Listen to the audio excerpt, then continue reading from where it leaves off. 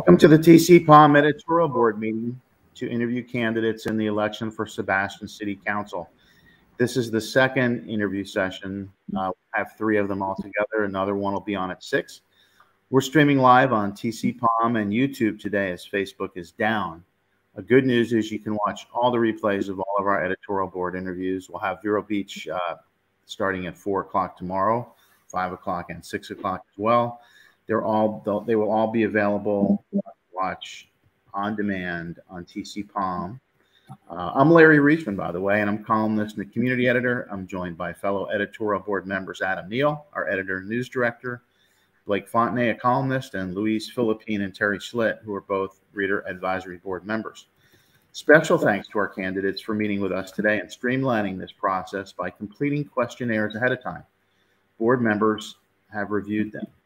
Questions and replays of our editorial board interviews can be found at tcpalm.com/elections or tcpalm.com/opinion. At the conclusion of this interview, editorial board members will discuss possibly writing an editorial to recommend a candidate in this race. I'll lead the questioning and open it up to other editorial board members at the end. We might end up having more of a conversation than just a simple Q&A. Our goal is to be completed in 45 minutes or so, and because of our time constraints, we ask that you keep your answers concise. So let's start with Sherry Matthews. Can you please give us one example of what you've done in the past year that proves you are doing more than just talk about helping the Indian River Lagoon? Well, everything that I do is helping the lagoon. We do trash pickup where all this, throughout the communities, throughout the everything. We also are preaching the, septic to sewer. But also one of the biggest things is that my biggest passion is organic, and I have done a lot of things in the organic method. I understand that's a small household. It's easier in the household. But I've also taken different things and different approaches, gone through the ELCs in different areas, and learning about the lagoon and what, where we are and what we're doing, and listen to the experts. I've sat and walked the lagoons and picked up trash as we're walking, and being educated by the experts within the communities in the Brevard, along the Treasure Coast, and where we are and what we're doing. I believe that we all play a part, and and I'm teaching my grandson as well, and how to, to take care of the waterways and what we do, and just by simply taking your steps. And I think all as a community that we can do that, as well as listening to the experts and being steered. So I'm very passionate about the least amount of chemical and toxic chemicals that you can use, the better off that we are. So that's where where I am, and I'd say it's one of our biggest assets, and we need to keep it environmentally healthy. Thank you, Sherry. Bob McPartland, any thoughts on the lagoon? What have you done in the past year to? In the past year concerning the lagoon, I mean, I've sat on the council, and we passed the integrated pest management plan for best management practices and the least amount of spraying into the swales and the canals, which do lead down to the river. I mean, it's kind of hard for me to say. In the past year, I've been involved in the city council since 2011, and we've done a lot of projects along there. That goes back to when they started the Indian River Lagoon Council, and Indian River County did not want to be a part of that. And at one of our meetings, I suggested we take the seat for $50,000. But of course, then we got on board with Fellsmere and Vero Beach, and we shared that seat for many years. And as with Sherry, I spend several days a week down there walking the riverfront with my 11-year-old twins. And it's easier for them to bend down than it is for this old guy to pick up the stuff. But, telling them that basically they're going to be the future champions of taking care of the lagoon. And you always want to leave something better than when, you came along. Thanks, Bob. I appreciate that. Let's go with the next. We'll start with you, Bob, on the next question, which is, Given sort of the fits and starts of past efforts regarding stormwater, that includes the doubling of residents' stormwater fees. How can you ensure that there will be proper planning and execution of a stormwater plan and that it will be beneficial to the residents of Sebastian? Well, I mean, that's a great question. You know, all I can say is, you know, when the plan, we got this $600,000 plan that's being done now. And if you go back to the meeting, I said in there, I'm not for a plan that's going to come along and is just going to sit on the shelf. When the plan, you get the plan. If it says you got to do this year 1 up to year 10, you can't skip a year. If you skip a year, it puts you way back. When I first came on the council, they were doing the quarter round, which was the plastic, like 3/4 plastic that was in the people's front yard. I think they weren't going to install it to my residence until like last year, supposedly. And I felt that that was a waste of time because we were installing it. And then when the people, you know, they're cutting their lawn, weed whacking, they were responsible for that quarter round, but they were damaging it and then thinking the city should just replace it. But I am excited for when this plan comes out, what it's going to entail. And there's going to be a lot of citizen workshops because I'm sure it's going to cost an elaborate amount of money, probably in the tens of millions of dollars. And we're going to have to go out and seek grants to pay for a lot of that. So I'm excited about doing it, but whoever gets the plan, the most important thing is you got to stick to it. And it may cost money down the road, but you got to stick with the plan. Hey, Sherry, any thoughts on that question? Do you need me to repeat it? If you don't mind saying it again, but I do have some. Go ahead. Okay. Given the fits and starts of past stormwater efforts, including the doubling of resident stormwater fees, how can you ensure that planning and execution of a stormwater plan will be beneficial for the residents of Sebastian? Well, and I believe that the stormwater plan is an effective managing tool. The stormwater, if you go back on the history of it, it started back in 1998, and they created a stormwater plan. In 2004, they did an upgrade to that same plan. In 2013, 14, and 18, they did another upgrade to that plan. In 2018, they have they're in the plan, the plan that exists from 18. There are a list of recommendations. It's 26 items to the tune of a little over $24.5 million. And so one of my questions is when the stormwater plan was, a new upgrade was approved back in March, and I believe it was 700,000 is what I think it was what it was approved, is that my concern is the 2018 plan inadequate? Why are we having to spend another $700,000 to have a new upgrade, a new master plan upgraded, when what have we done on the recommendations so far? So my concern is that when are we going to start moving forward? Why are we continuing to upgrade plans, but we're not doing anything? So I did reach out and ask on this 2018 plan, of the 26 items that were listed, what have we done? What have we started? Is there anything that we're working on? Is there anything that we're in the middle of? 2 line items had been completed. Another 2 line items they're started and halfway. And then the remaining 1 is for waiting on possible grant money. And then the rest is future. And so my concern is that we need to move forward. We need to, on that $700,000, is the 2018 plan inadequate? Is that why we're doing it again?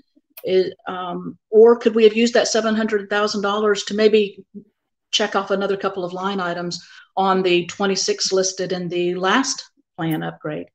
And those are my concerns. We just need to move forward with a lot of these things that we continue to have plans and have reports made on and spending money there.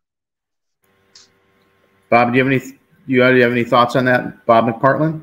Or well, I mean, it's my understanding this is a more comprehensive plan looking at it. I mean, if you look at the city of Sebastian, most of the older developments, you have houses that were built 40 and 50 years ago, and then you have brand new houses being built.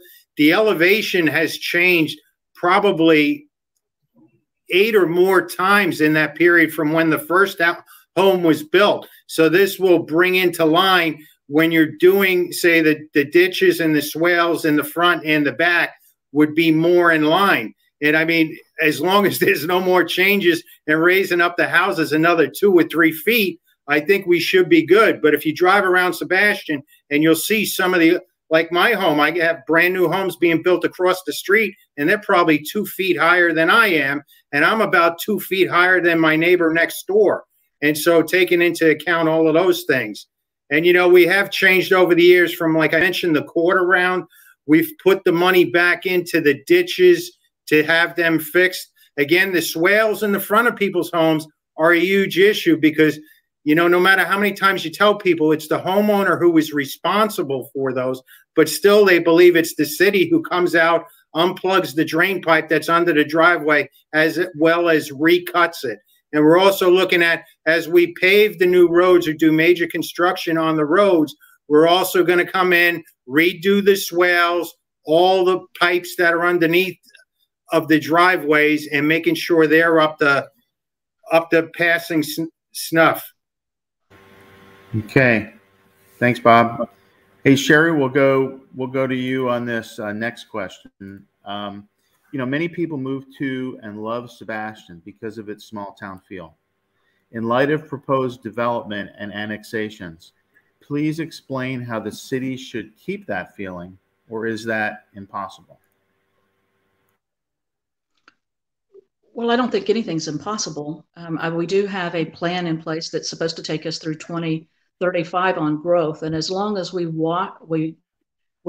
follow the plan, and when we are growing, growth is inevitable. We're going to grow. And so the best thing that we can do is to be a part of that and be a participant in that growth, and not just the city council, the members and the developers, but the residents and everybody have a say and be a part in this.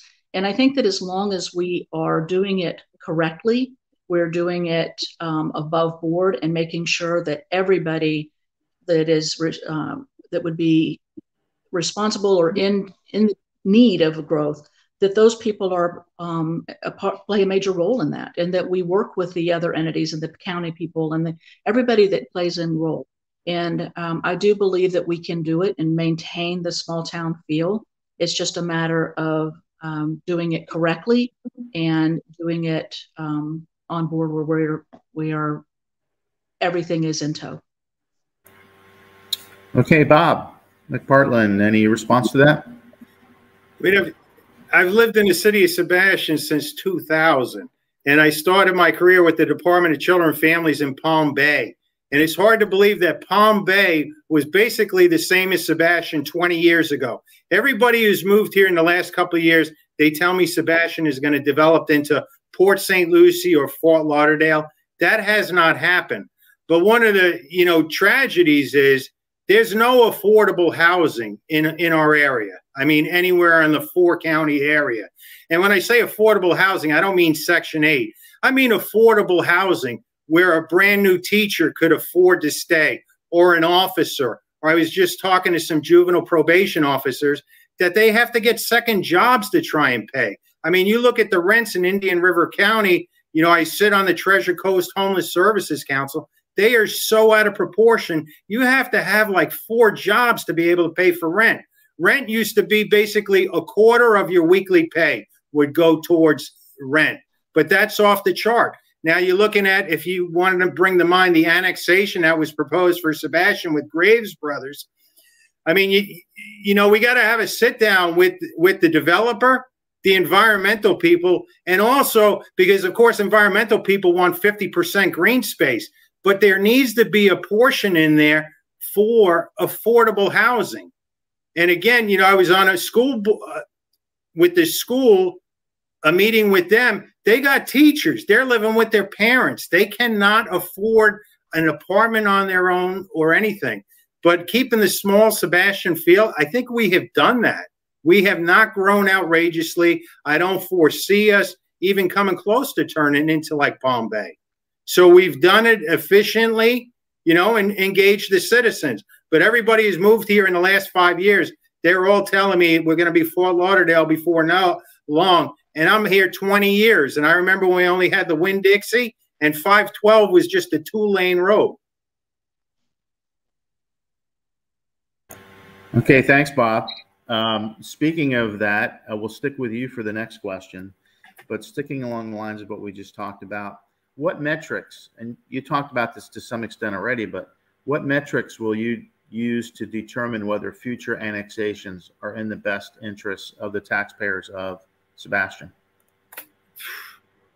Well, what I always look at, and it's not on every decision that comes to council, but it's basically a set way I look at things. I do what's called a SWOT analysis, and you're writing down what are the strengths, what are the weaknesses, what are the opportunities, and what are the threats that are proposed. So that's great to use in any kind of new development that's going to come along. I mean, what are you looking at? I mean, what is the increase? What will also be the impact on, say, the local schools? Are they going to have to build a new school? You got to take that all into account. Would your police department, and I think a lot of that was answered for the proposed annexation 2 years ago, is they looked at how many officers were needed. What is the tax base that's going to come in? Can we support it? Can we afford it? If it's going to be a drain on everything else, then you got to look at maybe this is not the right fit for Sebastian. Thanks, Sherry. What's your take on that? Would you like me to reread the question, or are you good? I think I'm good. I do believe also, again, on the growth that we have to pay attention and be a participant.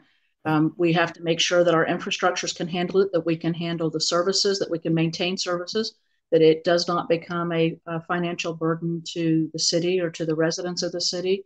If it's at the best interest, we have to decide that. And sometimes we pick up things, or that it comes across the table that it may not be the best interest, not only for the city of Sebastian, but sometimes maybe not even for the other parties involved.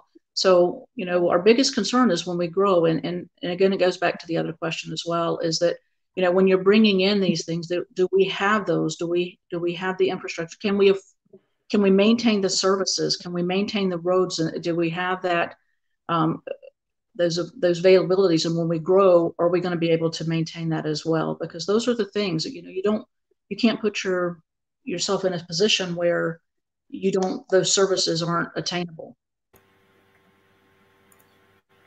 Thanks, Sherry. And we'll start with you on the next question. There was a proposal from staff on the July 14th council agenda to give COVID-19 bonuses to all employees, including the city's charter officers. Did it surprise you, and why? Do you think the matter should be revisited? I am a firm believer of taking care of our people. Your 78% of your budget are in the city of Sebastian, 78 to 80% is your people. And that is their payroll, that is the benefits, but that is who makes everything work. Being a government employee for 35 years, I also was a participant, victim, whatever you choose to call it, of pay not being competitive or not being comparison, that the person sitting next to me that I'm responsible for training is making as much or more money than me, people that I'm supervising making more money than me. So I do believe in taking care of our people. I know that in the CARES Act, there are stipulations on how you can put out money, how you can pay and payroll, and that there are guidelines. And with that CARES money, what happens is if you don't follow those guidelines, then it goes from being a grant to a debt. So do I think that they need to be careful in how it is given out and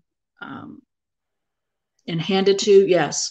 I also do believe that we need to pay close attention to our employees, because I believe that competitively we are falling behind along the Treasure Coast. And I also am very concerned about people, especially that are coming up on tenure, that these people are going to go to find other jobs elsewhere, take them the years of experience and the money that we've put in them and take them somewhere else. And we need to pay attention to that. And again, you know, our people, the staff of the city are 78% of our budget, and we need to take care of them. They are the backbone of the way the city runs. They are the people that take care of things day in and day out. And we rely on them, and we don't even, you know, a lot of the folks don't have an idea of what each employee does in order to attain the common goal. And the common goal is to keep our city running, not only 24 hours, 365, but also in a safe, so that you can live safely and comfortably in your home and in the small town of Sebastian. Thank you. Bob, there was a proposal from staff on the July 14th council agenda to give COVID-19 bonuses to all employees, including the city's charter officers. Did it surprise you? Do you think the matter should be revisited? Well, Larry, I don't know. Did you write that question for me? Because, I mean, you watched the July 14th meeting, and I did bring up, because I remember it was either in May or June, we had a meeting where they had said, we're going to discuss this money at a future meeting, and then to have an agendized item that came out there. That was not what I had in mind. And I thought we were going to have a discussion on where we were going to spend the money. And again, if you want to look at it, it's like $3 million. And I think I had this conversation with you, Larry, like it's found money. I mean, you got to be very careful with found money, because the way the government, the federal government operates now, there may be less money for things later on down the road. Sebastian does currently have undergoing a study for salary and benefits, because throughout the state of Florida and the nation, they're having trouble, you know, hiring people. So we have to look at that. And like I told him also, when we agreed to do the study, that could be a double-edged sword. It may come back and say, look, you need to pay this much money, and you have to look at possibly raising taxes. But I think we're going to, supposedly the city manager will be bringing back about the $3 million, and we're going to have a workshop with the citizens. Where would they want to see the money go? I can tell you one idea I have currently is for a population advocate who works within the police department. They have one similarly down in Delray Beach, and it could be anything that you want in your population. If homelessness is a problem, that advocate will go out there, hook those people up, trying to get them into a shelter or try and improve their lives. If substance abuse is an issue and that person is ready to get help, that person will get them set up with services to help them get off of drugs, as well as domestic violence. Because, you know, there's certain people in any city who are a drain on a lot of resource. If you have the cops going back there 10 times to try and fix something, that's where a population advocate could come in, go down there, address the situation. If they're open to getting help, ultimately you wind up saving money down the road. And I mean, they could be involved with juveniles, a whole sort of idea. But I'm looking forward to that workshop, because not that I'm against bonuses to the employees, but, you know, we have several things that are going to require a lot of money, and you may never come across this money again. So I think you have to be very, you know, you got to watch it. Thanks, Bob. We'll start with you on the next question. Can you talk about, relatively concisely if possible, can you talk about the 3 greatest transportation challenges that Sebastian has? The 3 greatest transportation challenges that Sebastian has. Oh my God. Could be roads, could be traffic, could be, you know, mass transit, whatever, anything. Well, I mean, I sit on the Metropolitan Planning Organization. I've sat on that for 9 years. And it seems, you know, and the county does a good job down there. You know, when Phil Mattson did it, it's kind of, you're looking at roads over the next 20 years and where things need to be done. I think, you know, one of the things we have been looking at over the last few years is like more bike paths for riders into making them safer. I would say one of the largest things that is coming up, where we're looking at State Road 510 and 66th Avenue, looking at the possible roundabout that will be coming in there, because FDOT is coming in. They're widening the 66th Avenue. I personally like the idea of a roundabout. I've been in them where they work extremely well, and then we've all been in them. You know, the one up in Viera, you take your life in your hand if you're not used to a roundabout. The GO line, Karen Deagle, who runs the GO line, she does a phenomenal job with that. I mean, we have been over 1 million riders throughout the county. Again, I can't say it's a free bus, you know, because it does come from taxpayer funds and grants that are out there. It just doesn't cost the rider anything to get on there. We've looked at extending hours. When I first came on, it was only Monday through Friday, I believe, from like 8 at night to 8 in the morning to 6 o'clock at night. Now they start, I believe, at 6 and run to about 7. There are some Saturday hours that are available. So, and I mean, you got roads. If you want to look throughout Sebastian, are there some problem areas? Yes, they are. But we have done a road surveys. And again, this is when, if it says this road needs to be done now, it's got to be done this year. It can't be kicked to next year, because that puts another road further on down the train. And then when you got to play catch up. But most of the roads in Sebastian are not bad. If you have a pothole, we have the citizens request line. Because I know when I hit a pothole in Sebastian, I call the city and I say, there's a pothole here. And they come out pretty quickly and fill that pothole. Thanks, Bob. Sherry, can you name, what do you think the 3 greatest transportation challenges are for Sebastian? Well, I think the roadways, and there's a couple of areas, you know, your Lance Street. I do agree that the roundabout is going to pose. We need to pay attention to that. Also, the another area is going to be the Old Dixie Highway, where the Spirit of Sebastian subdivision homeowners, you know, they're looking at over 400 or 500 homes in there. And I think that area is going to be, we need to keep that in our radar to be addressed, because that was approved back in, I believe, December of 2020 for that beautiful subdivision. And so there's things there. I also believe there's sidewalks that we need to pay attention to, then maybe even some lighting in some different areas that, you know, the pole lighting, security lighting that needs to be addressed as well.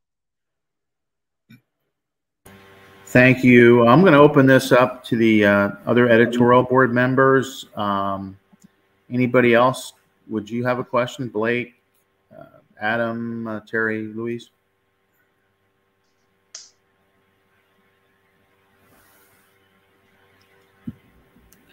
Well, I'll jump in with a couple of questions. And I forget who's next in our lineup. Larry, who are we up to? Let's go with Sherry to take the next question. Okay. Sherry, a lot of times during budget season, candidates come before us and they're talking about how they want to cut the budget and eliminate waste and in government spending. Do you see any examples where this needs to be done in Sebastian? And if so, specifically, what needs to be cut? Well, you have to always be careful with cutting anything, because a lot of times when people come in and say they're going to cut, typically you cannot cut, because then there's going to be something that's jeopardized. And when you gain a level of expectation, you have to stay at that level. But do I believe that there are things that we can do that are smart spending and different types of things on the capital outlay? I do.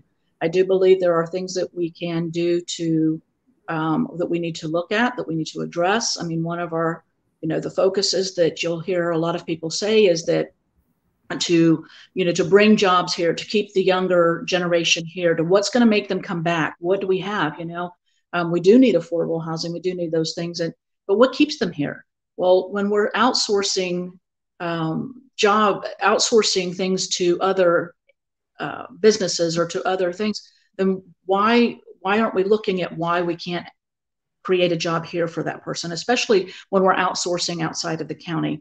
Other things that we're doing is we have an engineer position that is open, that is a position through the city of Sebastian. And the last year, because that position has been open, we have been outsourcing duties that an engineer could handle. And it's costing us a lot more money than what the salary of that engineer would be had we had one, which goes back again to my concerns on the competitive and making sure that we're doing on salaries and benefits. Are we being competitive? Are we doing things where we can bring in these good people, and keep them here, and not just be a stepping stone to go someplace else because, they're offering more over here, or there's reasons to keep people here. We want to keep people here as well. We want to bring, what's going to be here if we're not keeping our generations here. What are we going to have? It's, are we going to lean towards that sleepy town where everybody's going to go outside to work? So I think that I do believe that we can do better. I do believe that we can do better in the way that what we do with the monies and the way that we spend the monies. And I think that is there cutting? Again, you have to get in there and really look at it and soul search to see what's going on more than what is put out there. Until I can get knee deep in it, that I would never promote that, because you can't take away that level of expectation that they've already received. But I do think we can do better in the way that we spend money that we already currently have budgeted. Bob, thoughts on that? Areas of the budget that could be cut? I mean, it's like Sherry said, if you cut, you got to look at the services. Now, I've been on the council since 2011, and we had a budget meeting the other night, our final budget hearing. And he went over and he showed that 7 out of the last 10 years, we've gone to rollback or lower for Sebastian taxes. And at 3 times I can think, because I will never say, read my lips, no new taxes, because you never know what's going to come down the road to you. But I can tell you the 3 years that we did have to raise taxes, when I first got on, employees were taking a 1-day furlough per month. That's every employee in the city of Sebastian, including the charter officers and the police department. And it took several years after we had that economic downturn to catch up. And also we had to raise taxes those certain years because we had kicked the can down the road on replacing vehicles. Their lifetimes were expended a long time before that. One place I could tell you, I could save the city $1 million a year right now. And that's if we turned our 911, if we didn't have our own 911 and we turned it over to the sheriff. But would I want to have, there could be a 15-second to a minute delay in that first responder getting to your home. Would I want to be the person that's facing that delay? No, I think the 911, our operators do a fantastic job. So I would never go and cut that. But we look at the budget very carefully. I always ask citizens, feel free to contact me. If you're telling me they're wasting money in one place, I will bring it up to the city manager. And again, when you serve on the council, you're one person. So how do you get 2 other people at least to go along with your idea? I think the city manager, because I've worked for 3 different city managers, they've done an incredible job looking at the budget. If I feel that they're wasting money, then guess what? I need a new city manager. Okay, I'll throw in one more question. And Bob, let's start with you this time. Over the next couple of years, are there a couple of initiatives that you think the city should launch or be involved in that you're excited about beyond what's already been discussed in some of the earlier questions? Well, are you talking about city stuff or just community-wide? Well, both, actually. I mean, things that specifically the city could be involved in, or things that are initiated outside of city government that the city government might want to lend its support to. Okay, well, I'll tell you one that's very exciting for me, having working for the Department of Children and Families for 20 years. It's Indian River County. We have the political environment, I think, to establish a children's trust. I cover the Treasure Coast and Okeechobee counties. My other 3 counties, they have Children's Services Council. So I've been working with the group, the United Way Philanthropic Organizations, to get that put on the ballot November of 2022. I've been with them on road shows, except Sebastian. We had to go to each municipality to get them to support a resolution to put it on the ballot for the voters to decide. Sebastian, we went through 5-0, got the resolution. I've been to Fellsmere. We got a 5-0 resolution. Vero Beach, a 5-0 resolution.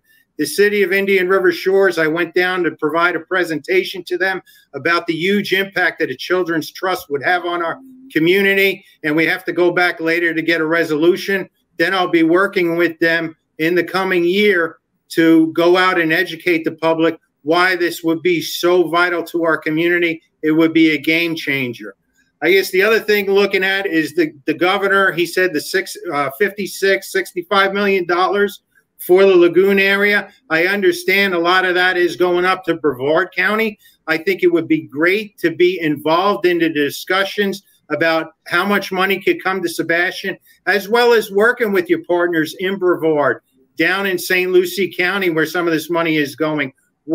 How can you get the best bang for the buck for this money? Because the lagoon has been mistreated for generations.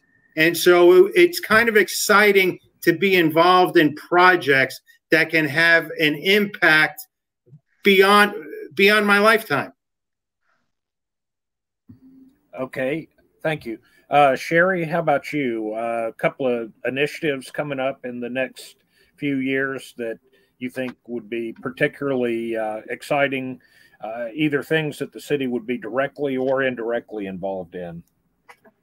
Well, I'd love to see, the residents and the business owners, and even I'd love to see us get into a little heavier with the nonprofits and all these things to bring in what's available and to start maybe coming up with some programs and different ideas of bringing in internships and bringing people here, young kids coming back out of colleges, to get them in here and see what type of businesses and where we could get them to invest in our community and stay in here. Another thing is to work with that grant money that is coming up for the lagoon. I'd love to see not only the money, if that should happen, to Sebastian, be a participant and be able to receive that. I'd like to see,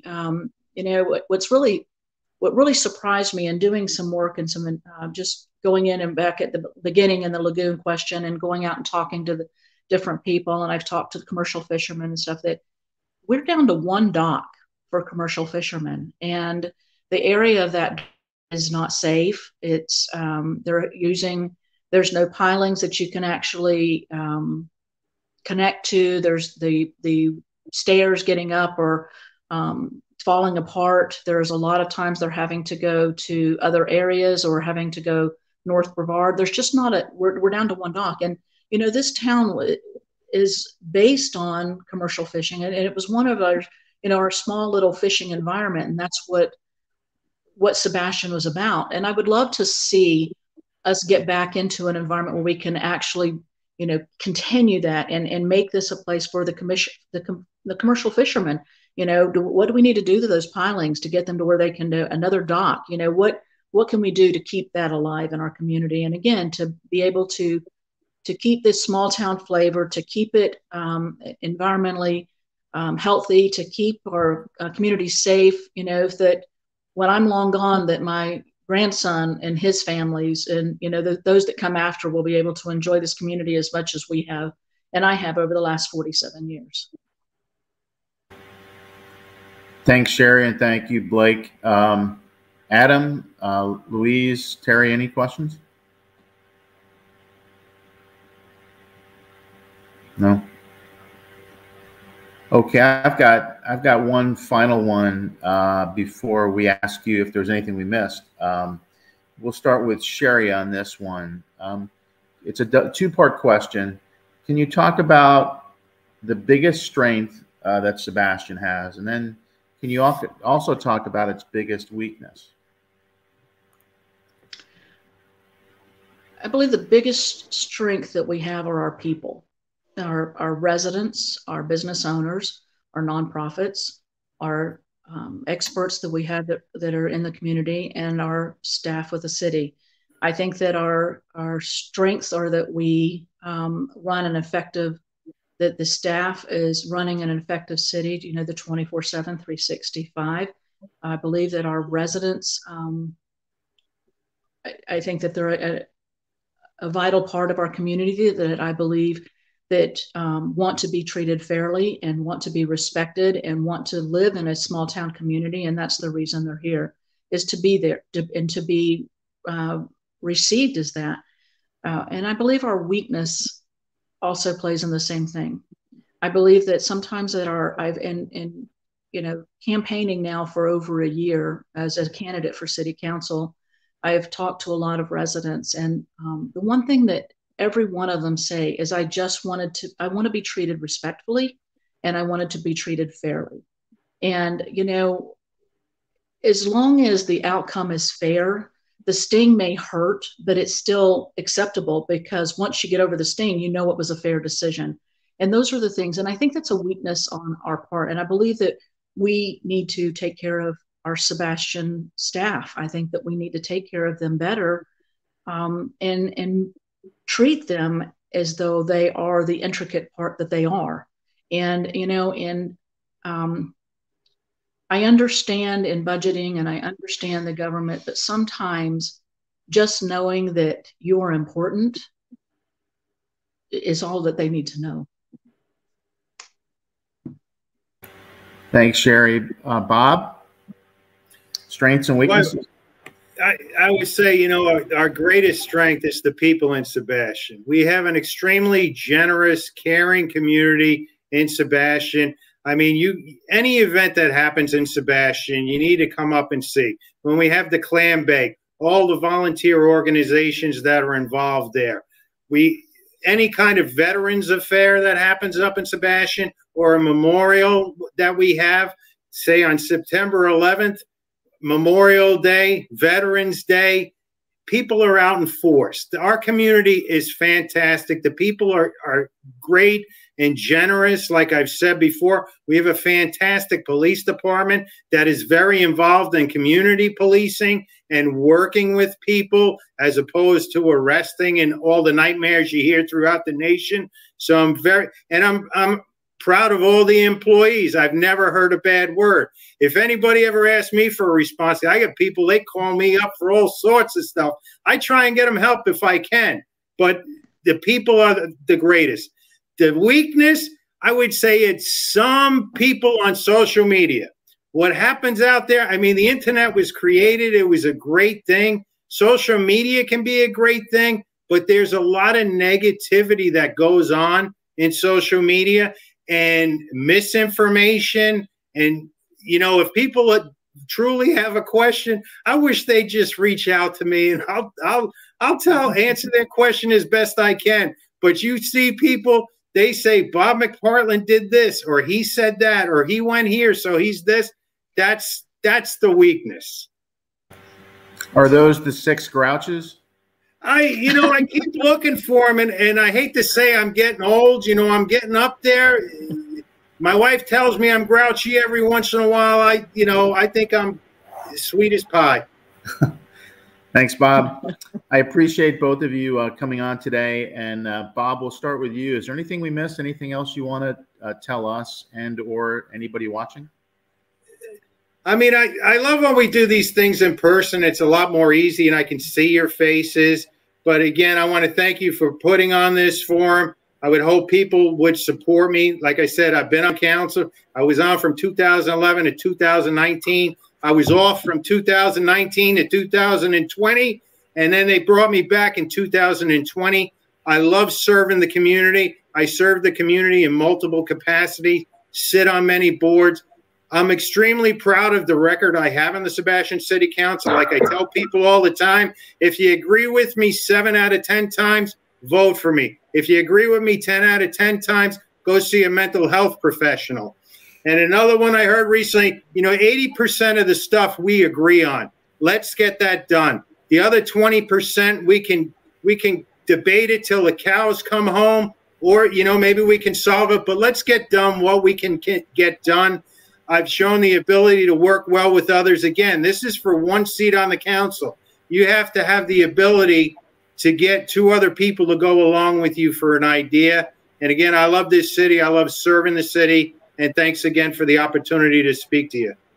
Thanks, Bob. Sherry? I just want to thank you also, Bob. It's been a pleasure again. Also, I've been a public servant for over 35 years. It's in my heart. It's what I know. It's my motto of putting people first with a servant's heart. I am a by no means an expert in anything, but my goal, you know, and what I'm wanting to do, and the reason I have run for this seat, or again, is that I'm in it for the people. I'm in it for the residents and the business owners and the families coming up. But my heart is in it to serve, is to be their voice, to be the representation that the people want, and to make sure that, you know, that we are listening to them, and that we are. And you know, I understand that I'm one of 5, but I believe that if we are communicating and we are transparent and we are telling the people, and transparency is a totally different word than what we watch. And what I mean by transparency is proactive disclosure. And that's the government version, is where you voluntarily tell your people. And what I have found over the years, that when you tell the people what you're doing and why you're doing it, you have less, there's less kickback, less fight, less of the misinformation and things like that. And I think that we need to do better. And I want to be that person that does better. I'm a hard worker. I've been working for people in the community and doing things for several years. I mean, for 35 years, but even this last year doing my campaigning and candidacy and running for a seat, I'm not beyond, you know, listening to the experts and listening to the people. That is how I educate myself. And, you know, and putting myself out there, I am working for you. You know, like I've said many times, this is a job application, is the way I look at it. And I've applied for a job, and I am asking the residents of Sebastian to hire me. I hope that everybody gets out and votes on November 2nd. And as you're casting your vote, I hope you consider me as your candidate, Sherry Matthews, for City Council. Thank you, guys. Well, thanks to both of you for joining us today. For those of you watching online, again, thank you. And we hope you go out and vote on November 2nd. You can watch hopefully two other replays of interviews with Sebastian Council candidates on TC-POM or on YouTube. We'll have another one coming up at 6 o'clock tonight. And then on Tuesday, October 5th, we will have Vero Beach Council, 3 groups again, starting at 4.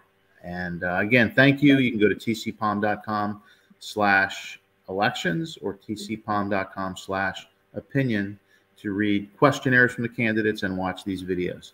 Thanks again for joining. Thank you. Thank you.